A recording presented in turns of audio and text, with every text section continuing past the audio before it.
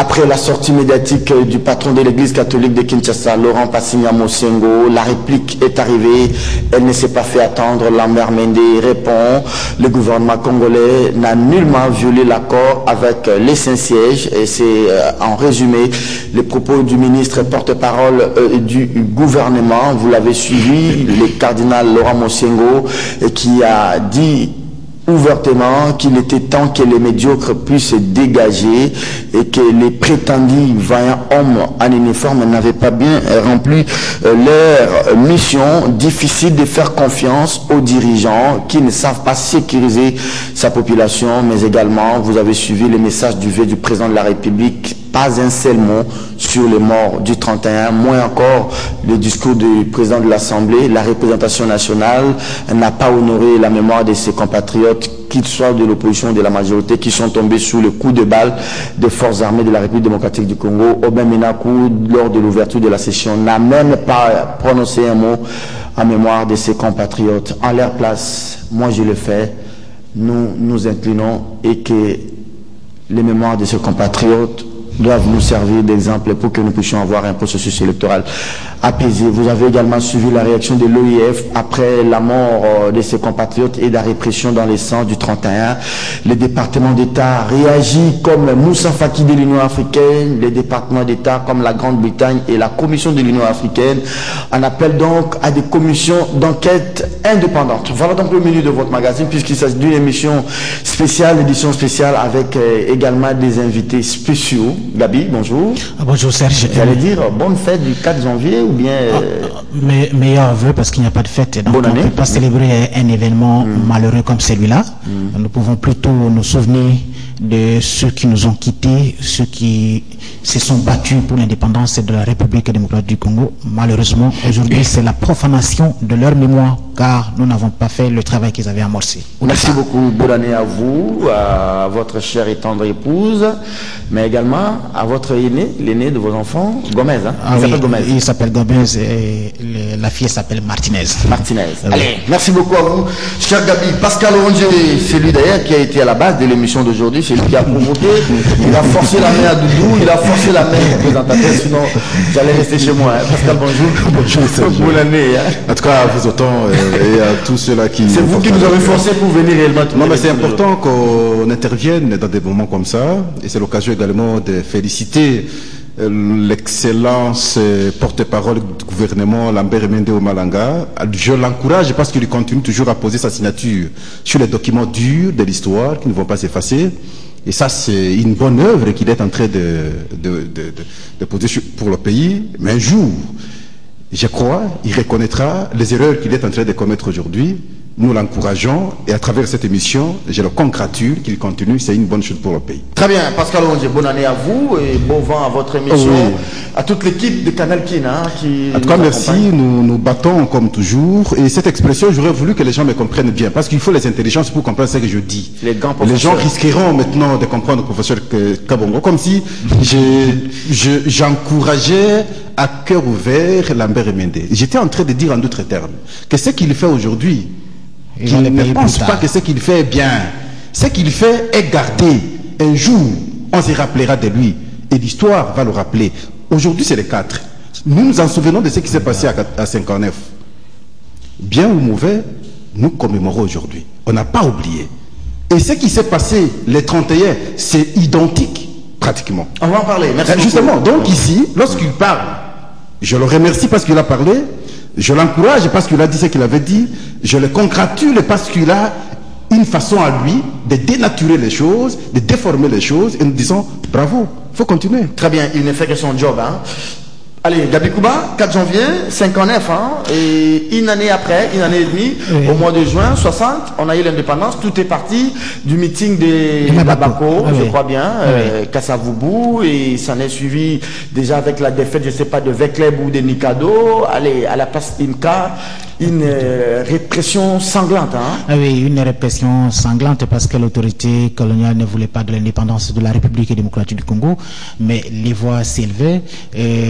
L'Abaco que dirigeait le président Joseph Kassavoubou avait organisé le meeting qui a été dispersé, réprimé dans les sangs. Donc la liberté est un long processus et c'est un long cheminement avec beaucoup d'obstacles, et beaucoup de gens ont perdu leur vie juste pour revendiquer cette indépendance qu'on a acquise une année et demie après. Autrement pour dire, ceux qui avaient manifesté les 31, qui ont échoué de faire partie de Kabila ou de le pousser à organiser les élections, ils peuvent réussir dans 2 ou dans 3 ans. Mais vous savez que les changements institutionnels, comme le disent les spécialistes des Sciences Po, n'est pas facile. Il est toujours très difficile. Donc ce n'est pas en un jour que vous pouvez évincer un régime oppresseur. Donc c'est long processus, ça demande la détermination, ça demande la volonté, ça demande beaucoup d'efforts pour faire changer un régime politique.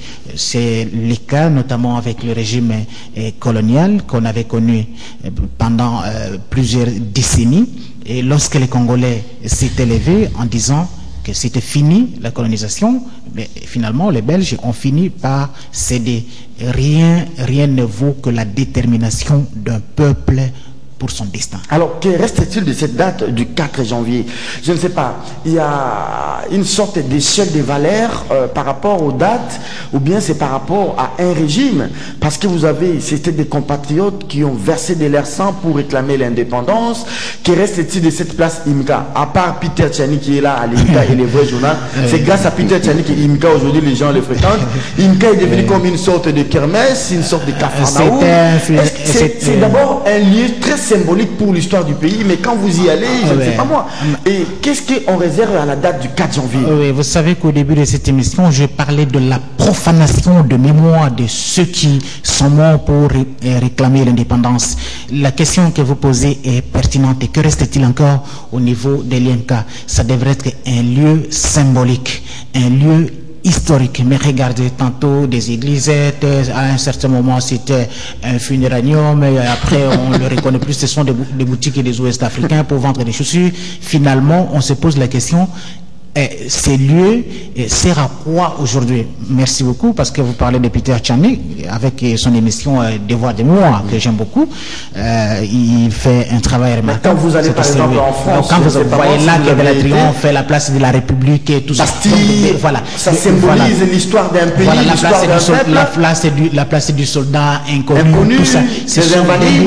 Voilà, ce sont des lieux symboliques. Ce sont des lieux symboliques, c'est gravé dans la mémoire. C'est ce qu'on appelle, c'est ça la citoyenneté. Ce n'est pas la citoyenneté, ce n'est pas seulement créer un ministère, une nouvelle citoyenneté. Alors que la citoyenneté, c'est ça. On la vit même pas. Et aujourd'hui, les gens peuvent se poser la question, mais pourquoi on est mort? On ne peut pas en vouloir à cela. Ils ont joué leur partition pour la bonne marche de la République démocratique du Congo. Mais est-ce que nous avons pérenniser leur mémoire? Pourquoi on ne les ferait pas, comme vous le dites, comme le font les Français avec la place du soldat inconnu, l'arc de la Triomphe, la place de la République, ainsi de suite, la place des Invalides, ainsi de suite. Il y a des sites historiques. Malheureusement, on n'a pas pu pérenniser la mémoire. Que reste-t-il? Ah oui, l'indépendance c'était une bonne chose, parce que les gens qui estiment qu'après l'indépendance, le pays a sombré, il y a eu des sécessions, il y a eu des coups d'État, il y a eu un coup d'État avec le maréchal Mobutu, tout ça. Mais la plupart des Congolais, à un certain moment, s'est posé la question à quoi aura servi l'indépendance de la République démocratique du Congo, au lieu de laisser les colons, parce qu'à l'époque des colons, les gens avaient ne fût-ce que de quoi manger. Mais là, ce n'est pas la responsabilité de ceux qui ont demandé l'indépendance. À qui reviendrait à qui allait revenir plutôt le droit de revendiquer la liberté? Alors, question, Pascal, c'était aux Congolais eux-mêmes. Mais maintenant, nous autres, nous avons affiché notre incapacité à gérer la République. Mais est-ce que je vous ai posé la question très directe. Il y a une sorte d'échelle de valeurs par rapport aux dates qui symbolise l'histoire, qui marque l'histoire politique du Congo. Pourquoi le 30 juin devrait être célébré avec faste, avec défilé, sans le 4 janvier? Or, c'est le 4 janvier qui a précédé. Oui. Pourquoi le 17 mai devrait être célébré? Pourquoi les premiers, les 16 janvier et le 18 janvier devraient être célébrés avec faste? Pourquoi l'entrée de l'AFDL, elle est plus célébrée que le 4 janvier, c'est par rapport à quoi? Un peuple sans histoire est un monde, est un peuple sans âme. Voilà. Nous avons perdu l'essence de l'histoire. On a perdu des repères. Mais vous savez, le 17 mai, c'est en fonction du pouvoir en place. C'est pourquoi vous assistez aux festivités grandioses et à travers la République autour de cette messe écuménique. Ah oui, vous assistez à ça parce qu'on a le pouvoir aujourd'hui. Mais dans cette affaire, le 17 mai par exemple, le verre à moitié vide, le verre à moitié plein. C'est vrai, tout le monde, personne ne pouvait encourager Mobutu qui s'est montré incapable de diriger la République à un certain moment pendant son règne. Et la dictature, personne, d'où qu'elle vienne, peu importe sa forme, personne ne peut encourager une dictature. Et Laurent Désiré Kabila a pris le pouvoir de les chasser. Mais est-ce que les acquis, par exemple, de la lutte de Laurent Désiré Kabila ont été pérennisés aujourd'hui? Je pense que les vrais collaborateurs d'un Laurent Désiré Kabila, des gens comme Moïse Kongolo et Babi Mbaye qui discutent de temps en temps avec moi, ont beaucoup à dire sur ça. Alors, le 4 janvier, pourquoi le 4 janvier? Je vous dis, ça ne peut pas être une fête, mais ça devrait être un événement qui devrait remémorer, qui devrait revigorer la conscience nationale, le sens de la détermination, les combats des pionniers de l'indépendance. Mais malheureusement, ce n'est pas. Est-ce que vous pensez, pour terminer, Pascal c'est patiente, vous pensez qu'aujourd'hui, les pouvoirs en place peut honorer un 4 janvier qui symbolise même la détermination, la lutte d'arracher le pouvoir du peuple? Est-ce que l'Inde peut aujourd'hui encourager les gens le pouvoir... Atundu et les Kabila peuvent dire aux Congolais qu'il faut lutter, arracher votre liberté comme vos aînés, vos aïeux l'ont fait? Oui, mais vous voyez, le 4 janvier, c'est l'exemple du nationalisme. C'est l'exemple de la vraie indépendance. C'est l'exemple de la conscience nationale. C'est l'exemple de la détermination d'un peuple. Quand vous observez ce régime, est-ce que vous trouvez toutes ces valeurs qui incarnent aujourd'hui? Il ne faut pas parler de Moussengo. Ah non. Hein? Ce n'est pas le discours de Moussengo. Ce n'est pas le discours de Moussengo. Les actes sont plus éloquents que nos discours. Merci beaucoup. Allez, Pascal, je suis à vous maintenant. Doudou, bonjour. Hein? Je ne vous ai pas dit bonjour. Ah, Romain, vous allez bien? Il n'y a pas Moro Djambé. Hein?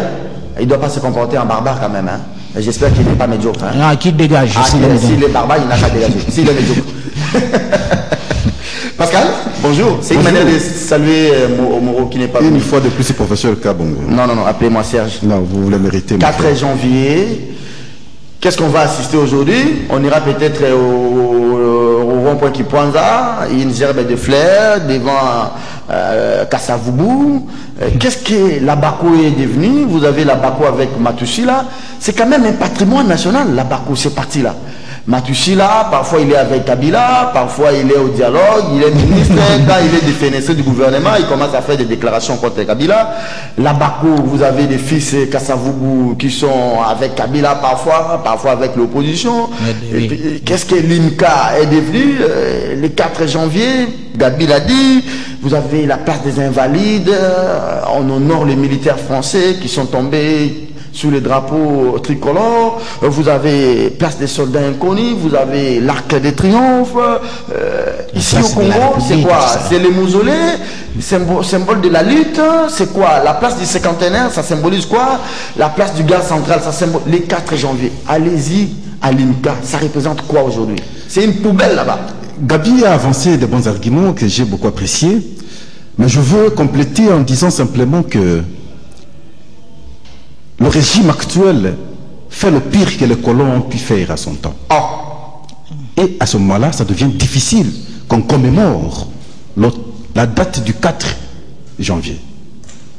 Parce que si les Congolais à son temps, encore peu instruits, en face des non-Congolais qui les colonisaient, ont pu réclamer pour qu'il ait la liberté et finalement être massacré par les non-Congolais.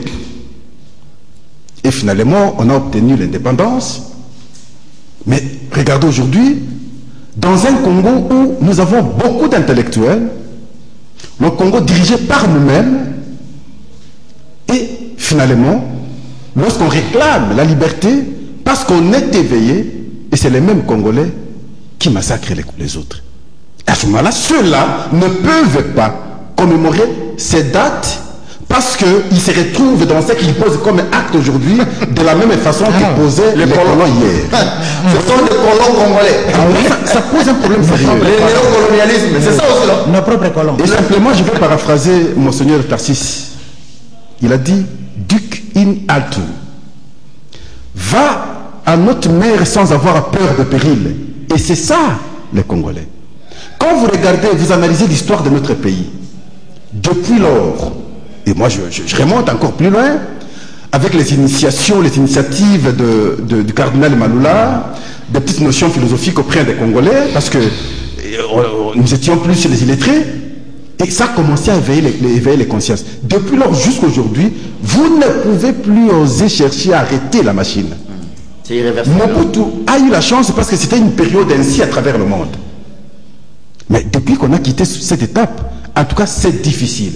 Vous pouvez monter vos stratégies. Vous pouvez encore copier les méthodes de Mobutu aujourd'hui pour les appliquer aujourd'hui. Ça ne passera pas. Mais ce sont ces mêmes Mobutu qui sont autour du président. C'est justement ça l'erreur. C'est une classe politique à bannir. Vous avez suivi Kinké aujourd'hui. Il marche sur les épines.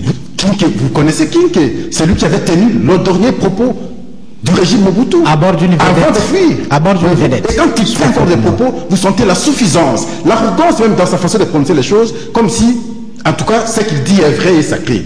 Ce sont des erreurs. On les connaît. L'histoire ne s'effacera pas. Qu'ils comprennent aussi. Et je crois... Est-ce que l'actuel régime peut encourager les Congolais à faire même plus que nos aïeux du 4 janvier? Ils ne le feront jamais. Ils ne le feront jamais. Il devait difficile parce que je vous ai dit, ils s'identifient à ce que faisaient les Congolais aujourd'hui. Ceux qui sont au pouvoir actuellement se réclament des nationalistes, non? Donc ce sont des lumumbistes, ce sont des gens qui ont réclamé l'indépendance. Mais comment ils ne peuvent pas encourager les Quinois, les Congolais de faire et de récidiver plus que... Un nationaliste doit travailler pour sa nation. Voilà. Un nationaliste ne peut pas accepter qu'il voit un autre citoyen souffrir. Un nationaliste devrait se battre pour l'économie de façon à satisfaire tout le monde. Un nationaliste ne peut pas accepter que l'autre meure. Et c'est comme ça, il se sacrifie. C'est le cas au Mumba. Les nationalistes se comportent ainsi. Quand vous voyez quelqu'un se dire nationaliste, il ne travaille pas pour l'autre. Il n'est pas nationaliste. Un nationaliste se sacrifie pour l'autre, mais pour son pays. Oui. Voyez-vous? Et donc, vous comprenez que c'est difficile qu'il fasse la distinction. Mais ici, je me dis... ceux qui sont au pouvoir sont des lumumbistes, non? Kabila Joseph, c'est un lumumbiste. Je me réserve. Vous avez les Palous qui est là, des lumumbistes. Moi, Pascal, je me réserve. Je peux me permettre de dire tout. Je peux dire je suis libéraliste, je dénonce, c'est tout. Mais est-ce que réellement je le suis? Mais je constate simplement, à travers les actes qu'on pose, j'imagine qu'ils ne les sont pas. Mais ils les disent, nous consommons, c'est fini. Alors maintenant, la date du 4, comme a dit Gabi, si nous étions dans un pays, dans un régime très sérieux, et vous-même vous l'aviez dit, la date serait célébrée plus que même la date du 60, du 30 juin. Parce que ici, les gens ont versé leur sang pour la libération, la conséquence du 4 janvier. Voilà. Voyez-vous? Et maintenant, les gens ont versé leur sang, on ne pense pas à ces gens qui ont versé leur sang, et on dit c'est d'abord une ville morte. Ça c'est une ville morte pratiquement. Une ville morte. Alors si c'était le 30 juin, vous allez voir au niveau de boulevard Triomphal, avec des gros véhicules, avec des belles vestes, et alors là on célébrait avec faste. Et une grosse erreur. Et vous allez voir ces dates.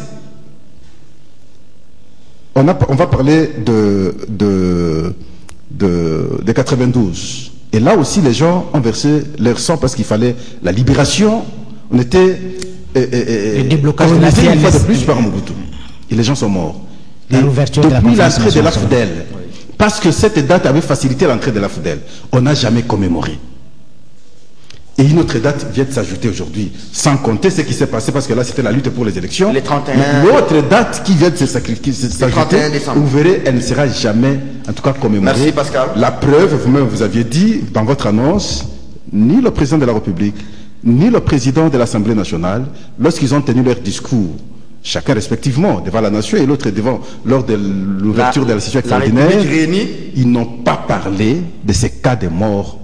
Et vous comprenez qu'ils se sont dit, on s'en fout. Merci beaucoup, Pascal Ondje. Est-ce qu'on peut revenir encore sur d'autres aspects du 4 janvier? C'est vrai que l'Abaco patrimoine national, l'Abaco est un peu en lambeaux, c'est pas ça le problème. Est-ce qu'on peut prendre la rentrée parlementaire avant d'aborder les derniers thèmes, cette sorte de prise de bec entre Mosengo et Mende? Rentrée parlementaire, c'est le code minier. Hein? Oui. Merci beaucoup, mais avant de parler de la rentrée parlementaire, je voudrais ajouter un élément sur votre question concernant le lumumbisme et le nationalisme. Il faut évacuer ces discours. Ça, c'est un nationalisme folklorique qui n'a rien à voir avec la lutte de Lumumba. Lumumba, regardez, ceux qui font aujourd'hui, ceux qui prononcent les discours sur le nationalisme, nous sommes des nationalistes contre les impérialistes et tout ça. Mais pourquoi aujourd'hui l'Est de la République démocratique du Congo est devenu ingouvernable? J'ai voyagé 2 fois avec Macha Komamba à l'époque, paix à son âme, ministre de la République, député élu en 2011 à Rutshuru. Mais dès qu'on atterrissait à Goma, pour arriver à Rutshuru, c'était la MONUSCO. Alors aujourd'hui, vous allez parler de la paix. Pourquoi on a aujourd'hui? Qui a inventé toutes ces bandes armées qu'on a dans la partie est de la République démocratique du Congo? Est-ce que vous voyez à l'époque Kassavubu, Lumumba, Iléo allaient pactiser avec les étrangers pour rendre une partie de la République ingouvernable pour leurs propres intérêts? Ça, ce n'est pas le nationalisme. Ce n'est pas le lumumbisme. Et vous avez des millions qu'on envoie pour mener des lobbying. On ne les nie pas. On va mener ces lobbying auprès de qui? Auprès des impérialistes. Mais pourquoi on ne peut pas aller convaincre les habitants de Beni, de Butembo, leur dire, voilà, des millions qui sont venus pour construire des écoles, des routes, vous sécurisez, payez la police, l'armée, qu'on sort. Tous les rapports, que ce soit les rapports de la Cour des comptes, que ce soit les rapports du Parlement, que ce soit les rapports de l'Inspection générale des finances, même le dernier rapport que j'ai commenté ici, lors de ma dernière prestation du ministère des Finances d'un gouvernement nationaliste. Incriminant Bongongo. Le gouvernement nationaliste. Même le rapport de l'audit du ministère des Finances sur Bukangalonzo. Tout ça. Vous voyez, à cette époque-là, Lumumba et Kassavubu. Qu'est-ce que nous retenons de Kassavubu? Non, ils ont modernisé les lumumbismes. Un homme intègre. C'est lui qui voyage avec l'argent de l'État et qui remet le reste à la banque centrale. C'est ça l'exemple. Est-ce qu'aujourd'hui vous avez ces exemples-là? Alors on peut parler du code minier rapidement. Merci beaucoup. Maintenant la seconde lecture au niveau du Sénat. Mais pendant ce temps, vous avez suivi aussi l'inauguration du bâtiment, l'ancien bâtiment là. Il semble que ça a coûté plus de 100 millions de dollars. Non, c'est faux. C'est faux. Oui, ça n'a pas coûté plus de 100 millions de dollars. D'abord, même le bâtiment lui-même, si on le construisait, il ne coûterait même pas 20 millions. Donc c'est un vieux bâtiment. C'est un vieux bâtiment. Alors comment on fait déplacer le président de la République pour inaugurer un vieux bâtiment? C'est la question que tout le monde se pose parce que ce n'est pas un nouvel ouvrage. On l'a modernisé. On l'a rénové. On l'a rénové, on l'a réhabilité parce que la climatisation, la peinture, tout ça, on l'a réhabilité. Mais ça a coûté effectivement. La Gécamine a dépensé l'argent. Est-ce que le président de la République est allé inaugurer un nouvel ouvrage? Non. Mais c'est-à-dire que le jour où on va moderniser le bâtiment, par exemple, de la fonction publique, le jour où on va réhabiliter le bâtiment de la fonction publique, le président de la République va l'inaugurer. Je ne sais pas. Vous me posez la question pourquoi on a invité le président de la République. Il faut poser la question à Yuma et à Jacques Kamenga qui gèrent la Gécamine. Moi, je ne suis pas dans... Alors, parlons du secteur minier. Vous avez lu les rapports sur le secteur minier. Il y a même un très bon rapport rédigé à l'époque par Kofi Annan. Vous avez suivi tout ce qui se passe autour des les jeunes hommes là, Dan Gettler. Vous avez tout ce qu'il y a comme Glencore. Mais maintenant qu'on a ces codes miniers en deuxième lecture, d'ailleurs, à l'époque, je me rappelle, le président de la République, via son directeur de cabinet, avait demandé au Parlement de traiter des lois importantes. Mais faites rapidement une analyse sur notre secteur minier, mais aussi les codes qui arrivent, les codes qui divisent d'ailleurs la société civile du secteur et même la FEC. Oh oui, le développement doit être un développement à long terme, pas un développement à court terme. Dès que vous constatez qu'il y a une certaine envolée des matières premières sur les marchés, allez, on révise la loi. Mais ça ne se passe pas comme ça. Il faut avoir une vision à long terme. Et la vision minière devrait être une vision à long terme, pas une vision spontanée et sporadique. Ça ne résout aucun problème. Maintenant, revenons sur la loi minière. Parce que la loi, parmi les secteurs qui apportent plus au trésor public, vous avez 3 secteurs. Vous avez les secteurs miniers. D'abord, même dans les PIB, les produits intérieurs bruts, c'est toujours plus de 20%.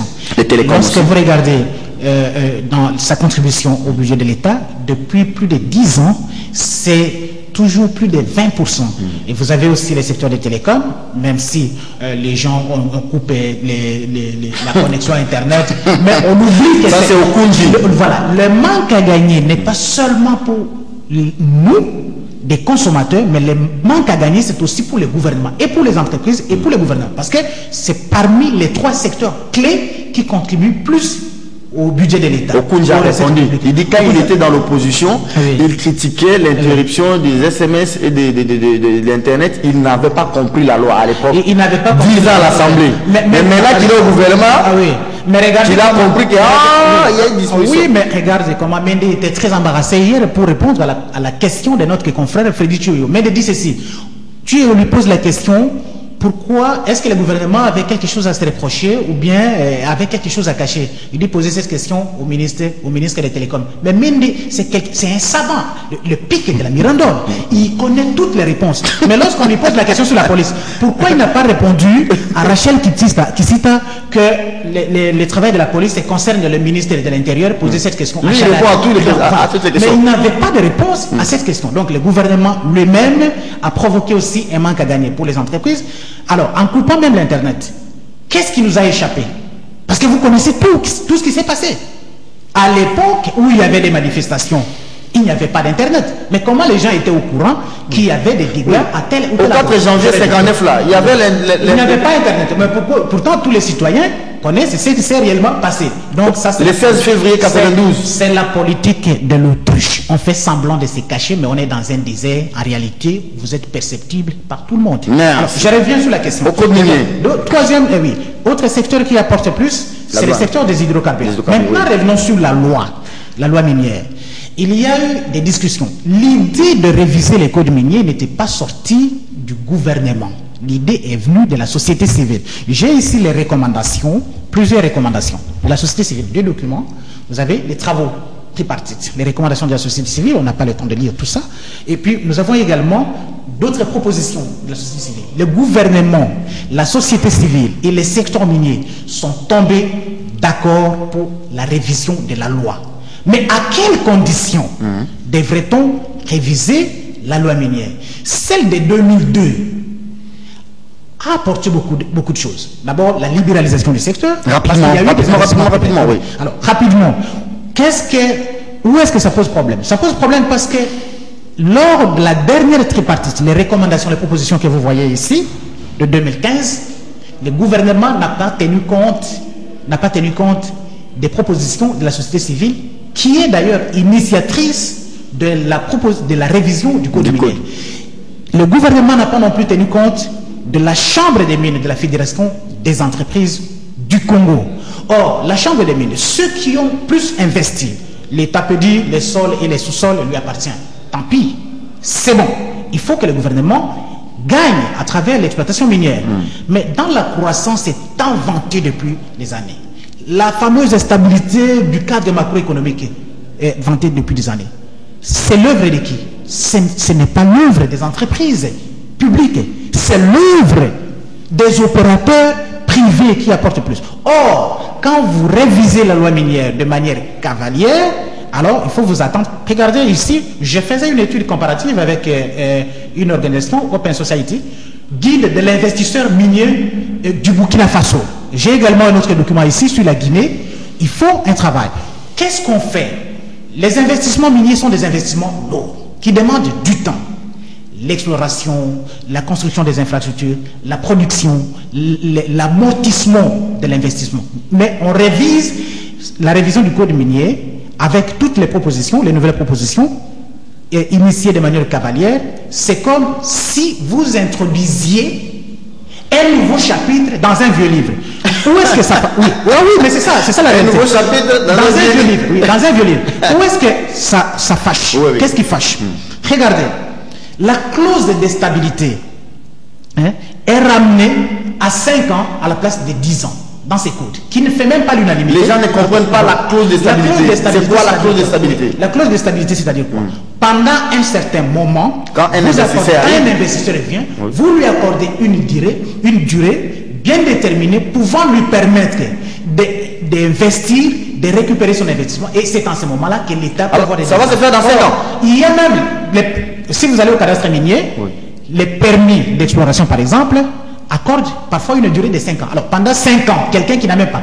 Et autre fait également, pendant qu'on a construit les infrastructures, on a exploré, on a construit les infrastructures, on commence la production, vous demandez le changement du régime fiscal. Et même dans le changement du régime fiscal, qu'est-ce qui bloque dans le changement du régime fiscal? Parce qu'au départ, les gouvernements proposaient par exemple 10%. Après, on a dit, bon, pas 10%, trouvons un compromis, 6%. Pas 6%, 2,5% et puis 3,5%. Ils ne se sont pas entendus. Autre point également dans ce secteur-là. Là, vous nous enseignez les secteurs miniers. Dans ce secteur, les 10%, 5 à 10% sur l'importation de produits de consommation intermédiaire et autres consommables. La République démocratique du Congo n'est pas un pays d'équipement. Tout vient de l'extérieur. Tout vient de l'extérieur du pays.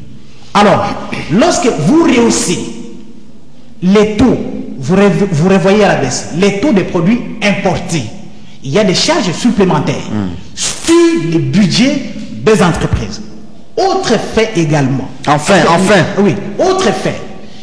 Il a été convenu entre les opérateurs miniers et le gouvernement de la République de trouver une réponse satisfaisante au problème du déficit énergétique. Parce que les entreprises manquent cruellement aujourd'hui l'énergie pour faire marcher leurs usines. Le gouvernement est dans l'incapacité totale. Vous savez que le barrage de Kakobo, là, tant vanté, non desservi, ça pose aujourd'hui un problème. Pourquoi? Parce qu'il faut transporter vers les centres de consommation. Mais il faut que les gens payent. Le barrage de Kananga, plus de 65%. Au moment où le gouvernement devrait faire sa part, c'est à ce moment-là que le gouvernement n'avait pas donné l'argent.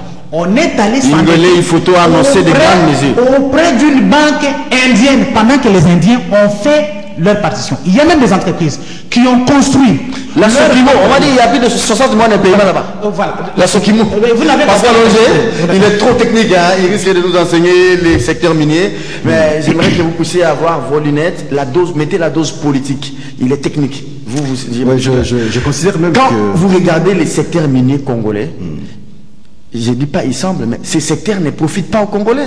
Vous avez quelqu'un comme Dan Guetley qui est cité dans des dossiers sales. Il arrive ici, un jeune homme avec Mouzé Laurent Désiré Kabila. Ils ont commencé à détruire d'abord la minière de Bakwanga. Après, il a les marchés avec Feu Katumba Mwake. Est-ce que les secteurs miniers, le vrai problème du Congo, du secteur minier congolais, c'est la loi qui pose problème ou bien c'est l'homme congolais qui a du mal à appliquer justement, je comprends, Gabi, c'est sa spécialisation, c'est normal qu'il entre en profondeur, qu'il donne des considérations théoriques, ainsi de suite. Mais il y a des vraies questions. Entre autres, la question en rapport avec les bénéfices que tirent les Congolais. Nous avons, avant cette loi au Parlement, il y a une loi qui a précédé, c'est la loi des finances. Regardez maintenant l'argent du pays pour toute une année. 4 milliards, 5 milliards, 6 milliards. Le problème n'est pas au niveau du code. Le problème n'est pas au niveau du code. Le problème au niveau de l'homme congolais. Le problème est au niveau de la gestion de nos ressources minières. Est-ce que nous gérons correctement? Mais curieusement, quand on cite par exemple les coltans, ainsi de suite, c'est les autres pays qui en profitent. Le Rwanda. Ça veut dire quoi? Nous ne comprenons pas ce que nous devons faire pour notre pays. Simplement ça. C'est un problème d'incapacité qu'a la classe politique, la classe dirigeante, ou bien c'est une complicité contre les pays? L'incapacité d'abord à transformer nos ressources naturelles, n'est-ce pas, pour faciliter finalement la vie des Congolais. Nous avons tout, on dit le Congo a pratiquement tous les minerais, si c'est comme ça, Gabi. Nous avons tout. Mais la conséquence, c'est quoi? Malgré les minerais que nous avons, nous ne comprenons pas qu'à travers ces minerais, nous pouvons faire nourrir toute une nation. Nous devenons victimes de notre propre richesse. Simplement parce qu'on est incapable. On ne comprend pas ce que nous devons faire. Alors maintenant, il faudrait peut-être imaginer comment avoir d'autres Congolais qui peuvent correctement manager, qui peuvent correctement comprendre comment transformer ces minerais, de façon que, sur le plan économique, tout Congolais se retrouve. On peut réviser les textes. On peut avoir autant de textes, mais tant qu'on n'aura pas compris comment il faut pour ces minerais, pour nos ressources naturelles, en tout cas, on n'évoluera pas. Je ne fais pas foi à ce code ou à cette loi qui est en deuxième lecture au Sénat. Je crains même que finalement on ait encore une commission mixte paritaire, Assemblée nationale et Sénat. Parce que au Sénat, c'est plus ceux qui ont 4 ils ont beaucoup géré par le passé, ils comprennent ce qu'il faut. Et ils vont faire des ajustements autres que ce que l'Assemblée nationale a fait. Ça va créer des contradictions. Et malheureusement, même si on va créer la commission, mais la position de l'Assemblée risquerait encore de primer. Et sera toujours un désavantage maintenant des Congolais. Donc ici, j'imagine que la priorité, c'est d'abord le chef de l'État lui-même doit comprendre ce qu'on doit faire de nos ressources. Et c'est lui qui est du secteur. Le ministre du secteur doit également comprendre comment transformer. Mais sinon, on va tourner à rond, on va bien réfléchir, on aura des textes, mais les Congolais n'ont pas besoin de textes. Quand vous suivez dans des médias dits étrangers ou internationaux de tels virements bancaires pour les comptes de la GECAMI dans des îles Vierges, dans des îles Caïmans, quand vous regardez le tout-puissant Albert Youma, un PCA qui se comporte en DG, quand le DG est très effacé, moi je ne connais même pas le PCA de la SONAS. Attendez, c'est à peine que j'ai su que madame qui était la PCA de l'ONATRA. Est-ce que vous connaissez le PCA de RVF? Mais Youma, un simple PCA, c'est un peu comme Atundu. Il est PCA, mais il se comporte à DG, à DGA, chargé de porte-parole, chargé de communication. Vous savez pourquoi? Parce qu'il est protégé. Vous savez pourquoi? Parce qu'il garantit certains avantages à certaines personnes. Et c'est comme ça que même à travers cette loi, je crains que ce soit une occasion de réajuster le contrat ou les contrats, n'est-ce pas, qui existaient pour l'intérêt de certains individus. Et là, je crains. Et c'est à travers cette logique que le Sénat risquerait maintenant de voter plutôt dans des termes différents que ceux votés par l'Assemblée nationale qui fait la complaisance généralement. Et c'est là la crainte.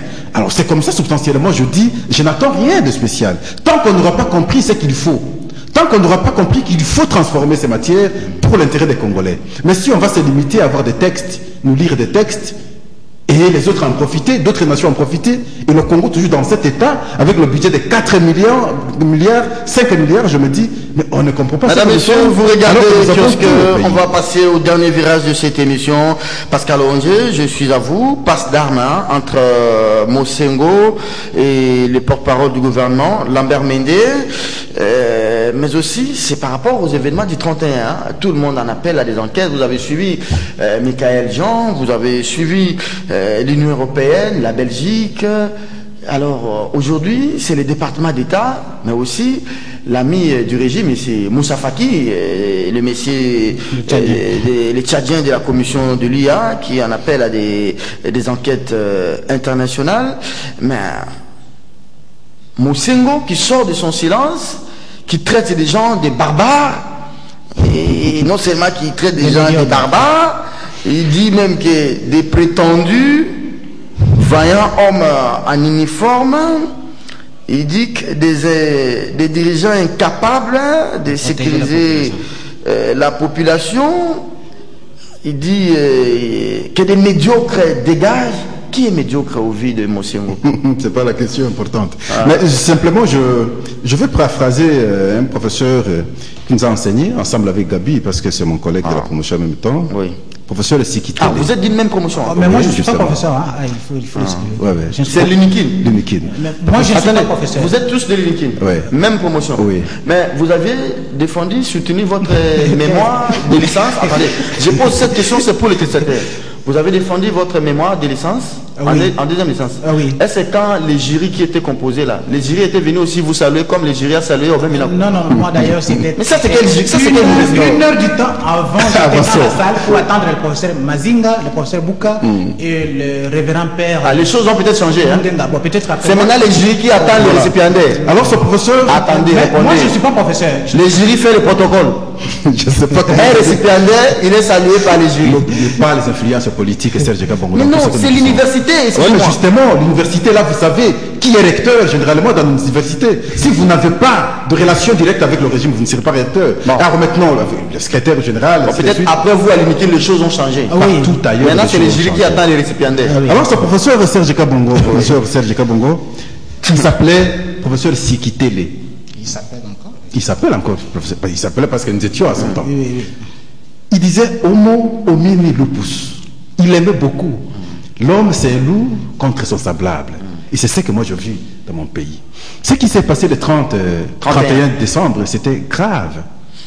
Mais ce qui est encore déplorable, c'est que quand vous suivez la communication de nos autorités, ne reconnaissent pas ce qui s'est passé. Ils cherchent à cacher l'information. Et alors qu'aujourd'hui, il devient difficile de cacher l'information. Il y a eu mort d'homme, il y a eu des gens qui ont eu des balles. Apparemment, ça vous enchante, c'est mort. Non, ça ne m'enchante pas ça. Je suis en regret. Il y a eu des arrestations, il y a eu des disparus, il y a eu des blessés. Et alors, à ce moment-là, il faudrait qu'ils reconnaissent ce qui s'est passé. Mais quand vous entendez la communication de façon à encourager la police, alors que visiblement nous avions vu les actes que les policiers posaient, ce qu'ils mettaient dans leurs poches, ce qu'ils avaient comme matériel, j'ai vu des images, mais c'est déplorable. C'est ridicule pour une armée, pour une police. Et qu'est-ce que les autres ont réclamé? Ils n'avaient rien. Moi, je n'ai pas vu quelqu'un jeter une pierre. Ça, je n'ai pas vu personnellement. Quand vous voyez les images dans les différentes paroisses, il n'y en a pas eu. Mais les policiers, au départ, étaient déterminés à poser un acte. Et c'est là la conséquence, ça a dégénéré. Et finalement, il y a eu des balles. Alors maintenant, c'est la crise entre l'église de Kinshasa et le gouvernement. Cette crise, il ne faut pas la voir maintenant. Elle a commencé depuis... On annonce déjà une manif au mois de février. Moi, je vous annonce, je vous parlais hier, la crise avait commencé même avant l'obtention de l'indépendance. Avec Maloula. Face aux colons ou aux Belges. Et finalement, Maloula avec Mobutu. On l'a envoyé à l'exil. Et Maloula est succédé par Etchaou. À 2006, c'est à partir du Vatican, Etchaou fait une déclaration après les élections que c'est Jean-Pierre Bemba qui était élu. Il n'est plus rentré, il est mort. Et maintenant, c'est Mosengo. Le combat de l'Église catholique a toujours été ainsi. Même l'indépendance en question, il a fallu l'implication aussi de l'Église catholique pour qu'on ait l'indépendance. Aujourd'hui, on ne peut pas... Les Kankenza et les autres ont contredit l'Église catholique. On n'oublie pas ça. Et je vous disais la fois passée, Serge, qu'en 92, il y a une crise de légitimité. Je vais reprendre ça. Il y a une crise de légitimité. Notre monnaie avait perdu des valeurs. Monnaie Zaïre. Même situation aujourd'hui. Nous avions eu la conférence nationale, pilotée par le même Mosengo qu'on crie aujourd'hui. Et à l'époque, même il était derrière Mosengo parce qu'il était du côté de l'opposition. En 92, on va marcher parce qu'il fallait réouvrir la conférence nationale. Et la conséquence, on a massacré les gens. Et 2017, nous avons la crise de légitimité. Les francs congolais ont perdu des valeurs, n'est-ce pas? Et on a organisé le dialogue national piloté par l'Église catholique, une fois de plus. On va réclamer l'application de l'accord et les chrétiens marchent. Et je vous disais, si même on enregistrait mort, on dira on a massacré. Oui, mais cette fois-ci, on a enregistré, le gouvernement parlait de 3, les organisateurs parlaient de 11, donc substantiellement, il y a eu des morts. Le patron de la police, ville de Kinshasa, a dit qu'il n'y a pas eu de morts. Non, là c'est mal dit. Sylvano Rassongo. Là c'est mal dit, s'il vous plaît, avec tout respect, ça c'est mal dit. Il a dit qu'il n'y a pas eu de morts. Les images sont là, aujourd'hui on ne peut plus cacher l'information. Il y a eu des morts parce que le gouvernement a reconnu qu'il y a eu des morts. Il y a eu des morts. Et donc comprenez que je parlais de Mende qui écrit sur un document dur. Demain on dira quoi? On a aussi massacré les chrétiens en 2017. Et c'est identique. Et quel comportement on devrait avoir aujourd'hui? On aurait dû d'abord reconnaître les erreurs et prêcher pour que cela ne se répète pas. Mais je comprends à travers les communications comme si on incombe la faute à l'Église catholique totalement, comme si la police n'a rien fait de mal, a fait son travail de façon professionnelle, Il n'y a pas eu de blessés, il n'y a pas eu de morts. Posez-vous la question, ceux qui sont morts, 2 ou 3, 4 ou 11, sont morts par quoi? À cause de quoi? Simplement parce qu'ils ont voulu mourir et puis ils sont morts. Non, il y a eu des actes mal posés par la police. Alors maintenant, l'opposition est miettée, elle est disparue. C'est maintenant l'église qui prend les relais. Hein. Heureusement, quand Moussengo parle, c'est tout le monde qui se dit ouf, enfin il a parlé. C'est Tshisekedi réincarné en Moussengo maintenant. Parce que Félix n'inspire plus confiance, semble-t-il. Pierre Lumbi, on ne sait même pas là où il se trouve. Il semble qu'il a réuni avec Kabila. Il faut lire le combat. Bazaïba, à part la marche à Kingaboua là-bas, l'opposition n'existe plus. La difficulté de l'opposition, c'est ce qui ne s'accepte pas. Il n'y a pas l'unité. C'est tout ça là, le problème. Le jour où ils vont s'unir, le jour où ils vont trouver une synergie, il faut imaginer que ce sera une force. Mais ici, le combat de l'Église, il faut voir depuis qu'on a commencé à parler du respect de la Constitution, ils sont restés, en tout cas, sans être perturbés. Dernière question. Maintenant que Kabila a émietté l'opposition, la population ne fait plus foi en cette opposition, et maintenant que Kabila a maté la manif du 31, il a maintenant les boulevards devant lui. Hein. Les élections ne dépendent que de son bon vouloir. C'est faux. Parce que quand vous avez vu hier, c'est la population qui s'est appropriée. Ce n'est pas les politiques, ce n'est pas l'opposition. Ça, c'est le combat de la... Donc, ceux qui pensent comme moi, peuvent... Et comme Moussengo dit, vous avez repris ce propos, il faudrait que je l'analyse un peu, excusez. Il est temps que les médiocres dégagent et que règne la paix et la justice en République démocratique. Il a totalement raison. Mais lorsque le travail n'est pas bien fait, n'est-ce pas, pour rassurer le reste des Congolais, et vous puissiez continuer. Non. Quelque part, on peut avoir le courage de dire stop, trouvons d'autres. Parce que personne, il a parlé de pic de la Mirandole. Personne ne peut être savant en tout. Le peu que moi je connais, je serai complété par Serge Kabongo. Serge Kabongo sera complété par Gabi Kuba. Et je ne peux pas imaginer que moi je connais tout. Sans moi, personne. Non, ça c'est une mauvaise erreur, une mauvaise lecture. Donc on se complète toujours. Là où moi je n'ai pas été capable de faire, Serge peut venir demain, il le fait mieux, il satisfait. Merci beaucoup, docteur, professeur Pascal Bonge. L'émission est terminée pour vous. Allez, Gabi Kuba. Oui, merci beaucoup. 31 décembre. L'ère du bilan a sonné. L'Église ne voulait que de ces événements pour jeter de l'opprobre sur le gouvernement. Maintenant, c'est le département d'État qui s'en mêle. C'est l'ami du régime, Moussa Faki. Bon, je ne sais pas s'il dit sincèrement vrai quand on parle de 3-4 morts, mais quand chez lui, Idriss Déby tue les opposants là-bas, on a enlevé un opposant chez lui, il ne dit mot. Alors, c'est Michael Jean. C'est vrai que ça, c'est pour la communauté internationale. Mais je vois l'image du Congo à l'aube de 2018, comment le Congo est entré en 2018 sur le chiquier international. 3 nations en 2018 qui entrent avec les 100. D'abord mon pays, le Congo. Vous avez la Corée du Nord et vous avez l'Iran. On nous a classé 3 pays au Babaniko en 2018. Ça, c'est quelle réputation? Merci beaucoup, Serge. Mais avant de répondre à votre question, je voudrais d'abord répondre à Pascal qui posait une question. D'après l'étude faite par Léonide Moupépélé, la RDC compte plus de 1100 minerais sur l'ensemble du territoire. Ça, c'est sur le papier. Donc, non, des études géologiques qui ont été menées à l'époque. Le Rwanda compte combien? Mais le Rwanda exporte les coltan. La question la plus importante, c'est savoir maintenant, sur tout ça, le Congo bénéficie combien et l'extérieur bénéficie combien. Vous allez trouver maintenant un déséquilibre. Vous verrez que sur 100%, l'extérieur bénéficie pratiquement 90 et le Congo bénéficie 10. Oui, là, finalement, je suis parfaitement d'accord avec vous. On peut réviser, vous l'avez d'ailleurs très bien dit, on peut réviser la loi. Je regarde par exemple la redevance minière qui oppose les opérateurs au gouvernement de la République. Ça pose un problème parce que le gouvernement peut gagner plus. Mais vous-même, vous l'avez dit, Pascal l'a dit, je crains fort que la loi ne soit taillée sur mesure. Lorsque vous regardez le rapport par exemple de la révisitation des contrats miniers initié par le gouvernement Gizenga Mozitu à l'époque, ça a donné quoi? Aujourd'hui, on a l'opérateur minier qui contribuait plus au budget de l'État à l'époque, c'était les Canadiens avec ses filiales, FESCantum, FQM, qui s'est installé de l'autre côté en Zambie, qui est devenu aussi l'opérateur principal qui contribue plus aux recettes de l'État. NRC, cette mine, après la révisitation des contrats miniers, a été conviée au Kazakh et la mine a même été noyée. D'autres mines. Donc les gens à qui on a confié cette mine n'étaient pas en mesure de développer un projet rentable pour la République. Et pourquoi les étrangers gagnent plus?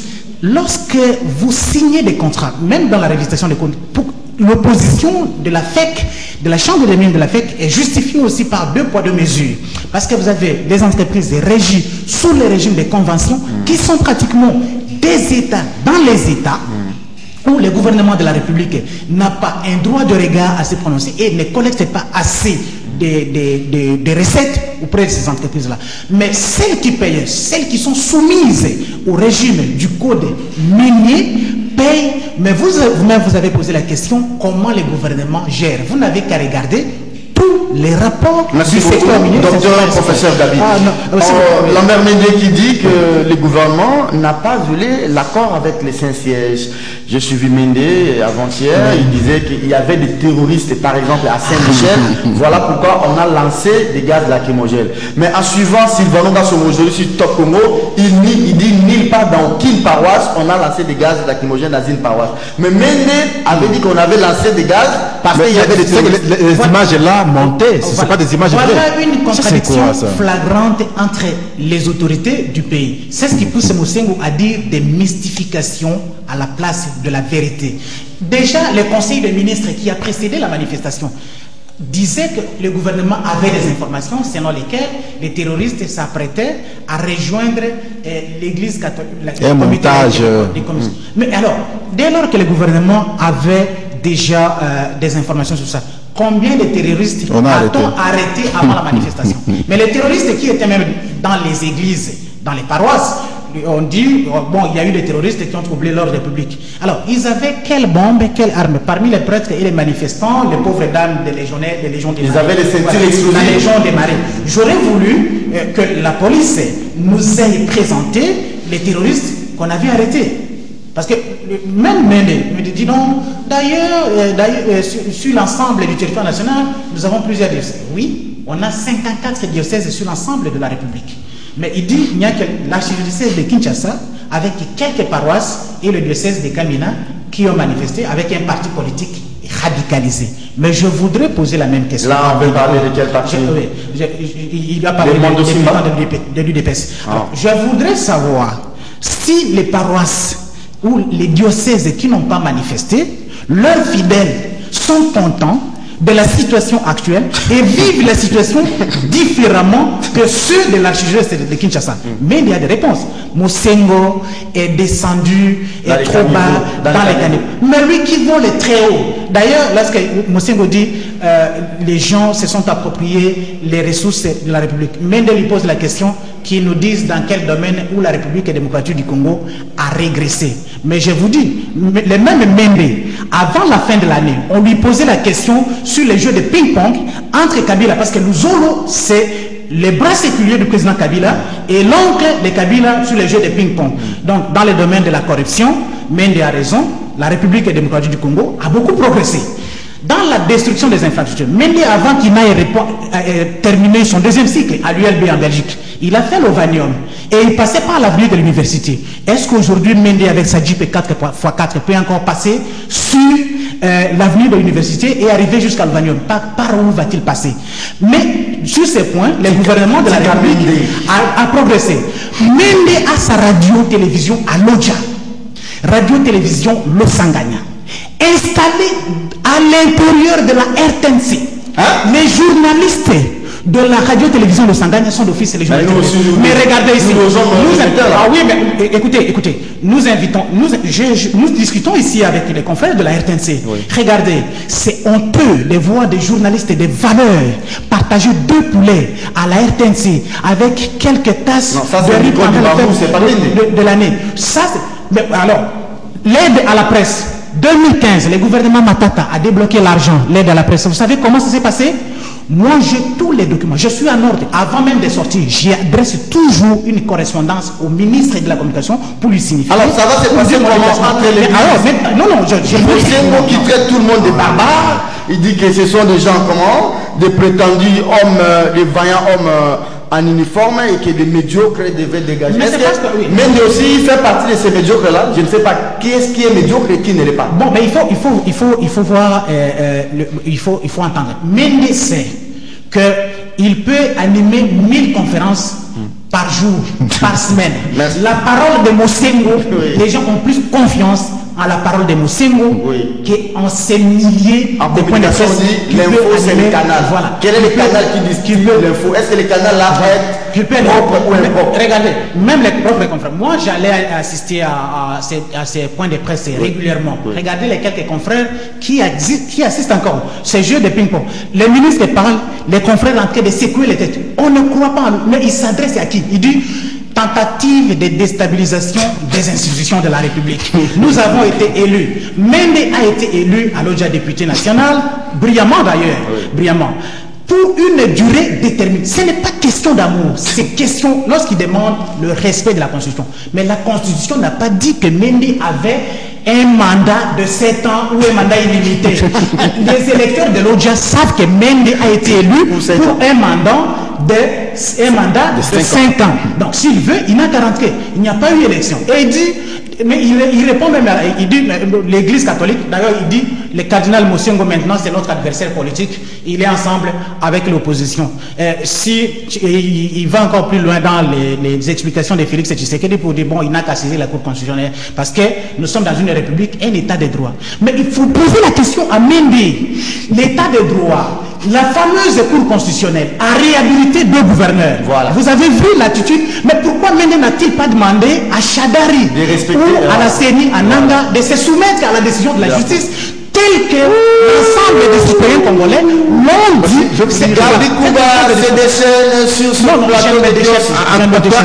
Excusez, un mot sur ce qu'a dit aussi Olengankoy. C'est très important ce que nous disons là. Il a dit quoi? Il dit, je garde une pensée pieuse pour les personnes tuées, la plupart par des tirs des éléments infiltrés.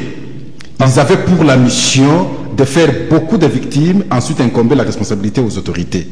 J'appelle à la vigilance de tous, car les ennemis de la République veulent balkaniser ce pays. Est-ce qu'on peut réfléchir de cette façon? Voilà. Donc, entre nous, est-ce qu'on peut réfléchir de cette façon? Les gens qui sont morts, c'est des infiltrés. Ils étaient infiltrés de quel côté? Du côté de la police ou du côté de la population? Et parce que de l'autre côté, Gabi vous dit, le gouvernement a dit qu'il y avait, vous-même vous aviez dit, il y avait des éléments non contrôlés qui s'ajoutaient du côté maintenant des chrétiens. Par conséquent, il ne fallait pas permettre la marche. On n'a pas arrêté. Mais alors maintenant, s'il y a eu des morts, Olenga vous dit, ce sont ces gens qui ont tiré. Donc ces gens étaient avec les chrétiens, ont tiré sur les chrétiens. Ça n'a pas de sens. Mais s'ils étaient du côté de la police, c'est que la police est complice. Et alors on a arrêté combien? Merci beaucoup. Les fameuses victimes de Matete, prenons les cas de Jean. On commence maintenant à traquer les parents des victimes. Oui, des Jean Fataki, motard de son état. Mwanamputu, qui est aussi pasteur, parce que Moussengo, l'archevêque, le cardinal, est pasteur, lui aussi est pasteur à l'église de combat spirituel. Charles Mwanamputu. Oui, on a trouvé quelqu'un en train de piller. Mais s'il était en train de piller, c'est déplorable. On ne peut pas encourager qu'au cours d'une manifestation, que des citoyens aillent saccager, aillent piller. Quel est le travail de la police? Est-ce qu'il fallait tirer directement sur un civil en train de piller un magasin où il fallait l'interpeller et le juger conformément aux lois de la République? Parce que Mende aime l'état de droit. L'état de droit, c'est aussi ça. Quand vous arrêtez un voleur en train de piller, vous l'amenez auprès du juge. C'est Chinois qui a poignardé des Congolais ici. On ne l'avait pas abattu sur place. On l'avait appréhendé. Ah, vous avez la réponse. On attend les procès aussi. Mesdames, Messieurs, l'émission d'aujourd'hui est terminée. C'était une édition spéciale parce qu'il n'y a pas eu de journaux, mais on a quand même travaillé avec des hebdos, comme Africa News. On a travaillé avec les journaux de Patrice Boto. Merci à vous, chers téléspectateurs. C'est une édition spéciale. On n'a pas besoin des journaux. C'est repris dans les cahiers des charges de kiosque. Merci à vous, cher Gabi Kouba, pour nous avoir gratifié des belles analyses sur le secteur économique. Merci à vous, Pascal, pour cette dose politique que vous avez donnée. Et à vous, chers téléspectateurs, d'avoir regardé ce magazine, le dernier numéro de la semaine, je crois bien, le 4e de cette année. Ça sera demain. Christelle Wanga. Je ne sais pas moi. Avec qui? Daniel Saf. Edmond Zouba. Edmond Zouba. Ah, ok. Je ne sais pas. C'est Doudou Bontiri qui nous donne le nom. C'est la réalisation qui invite. À vous, chers téléspectateurs, je ne dirai pas joyeuse fête du 4 janvier, mais j'aimerais que vous puissiez, que nous puissions quand même cogiter, méditer sur cette date. Ce sont nos aïeux qui réclamaient l'indépendance. Aujourd'hui, nous ne réclamons plus l'indépendance. Aujourd'hui, nous réclamons la tenue des élections. Donc, si nos aïeux l'avaient fait hier, pourquoi pas nous aujourd'hui? Alors, tous ceux-là qui sont au pouvoir aujourd'hui, les Kabila, les Mende, les Kinke, les Olengankoy, qui se réclament de lumumbistes, c'était ces mêmes lumumbistes qui avaient revendiqué hier pour l'obtention de l'indépendance.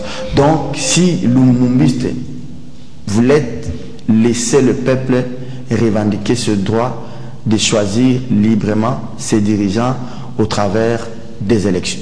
L'émission d'aujourd'hui est terminée. Mais de ces lumumbistes, par le fait qu'ils soient étés là. Ah oui, mais à Convention des Congolais Unis, à l'époque, il y avait un parti lumumbiste et un parti lumumbiste. Non, mais c'est qu'on a dénaturé. Ah oui, il dit que le pays a progressé. Doudou, c'est compliqué. Je vous remets l'antenne fois ça.